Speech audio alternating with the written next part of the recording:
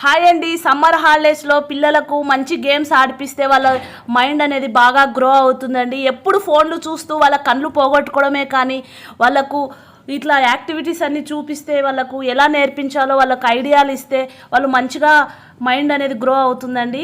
పిల్లలకు మంచి ఆసక్తి కలుగుతుంది, గేమ్ పైన పటుత్వం వస్తుంది, మంచిగా గెలవాలనే ఆలోచన వస్తుంది. వాళ్ళకు ఇలాంటి మంచి గేమ్స్ పెట్టాలండి. సమ్మర్ హాలిడేస్లో వాళ్ళ పేరెంట్స్ వాళ్ళని పట్టించుకోకపోతే ఫోన్కే పరిమితం అవుతారండి. ఇప్పుడు చూడు ఎంత బాగా ఆడుతున్నారో పిల్లలు, ఎంత హ్యాపీగా ఫీల్ అవుతున్నారో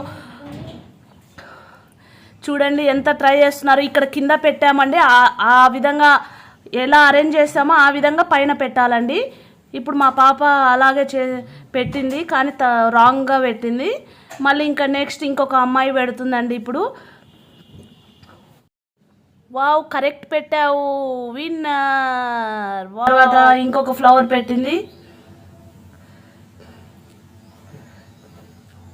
వావ్, ఫ్లవర్స్ డెకరేషన్ చేస్తున్నారండి. ఇప్పుడు వాళ్ళు కరెక్ట్గా అరేంజ్ చేస్తే వాళ్ళు కరెక్ట్గా పెట్టినట్టు.